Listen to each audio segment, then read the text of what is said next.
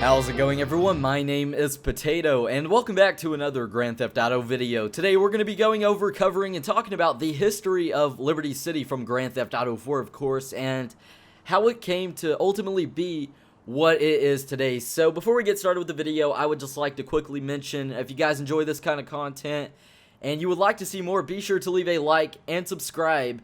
If you are new around here, as we're on the road to 100,000. If we could go for 300 likes in this video, that would be great as well. Now, with all that out of the way, let's go ahead and get started. So, I want to say a lot of this information actually comes from in-game sources in Grand Theft Auto 4, such as stuff here on the radio, newspaper articles, website articles, and more importantly, a documentary that you can watch in GTA 4 called A History of Liberty City. Now, if you want to check that out for yourself, you can watch it on YouTube. I'm sure you can find it somewhere.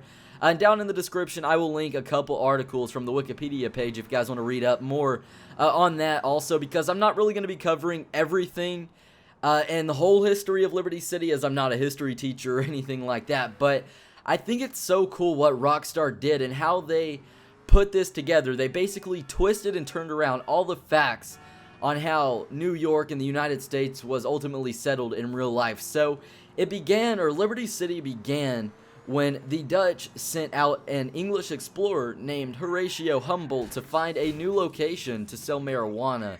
And this was in the year 1609. So he coincidentally, when he discovered the New York, I just want to say the city or the state of New York, he sailed into the Humboldt River, I believe, which was coincidentally named after himself, not by him, but by the natives who were already there. However, it goes on and says, I believe, that this was actually a cover-up for him actually naming the river after himself and him blaming it on the natives, which is pretty cool because we'll hear more about the natives in a few moments. So, the Dutch became a colony soon after all these Europeans traveled to this new city to find out what freedom was truly like in the colony of New Rotterdam. Now, this new colony promised convenience stores, public hangings, as well as slave trade craze that swept the colony ever since the first shipload of slaves came over. Now, eventually the English set sail for this colony, and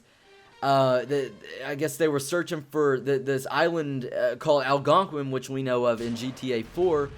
And after a while, the settlers who were already in the colony decided to sign a petition to be ruled by England, which is completely the opposite of what actually happened in real life, which I think is so cool. Now, soon the English expanded these colonies by eradicating the natives who were already there, just wiping out these natives, and taking over 3 new islands for the colony, which we know of in GTA 4 as Broker, which was named after the king's bastard son, who was conceived by a milkmaid, and then there was Dukes. It was named after the term dookie because people smelled so bad there. And lastly, there was Alderney, which was named after Philip D. Alderney, the only man who could bear living in this swampy industrial land. Oh, and there's one more, of course. There was Bohan, which was named after the Dutch word Bohan. That's what it means.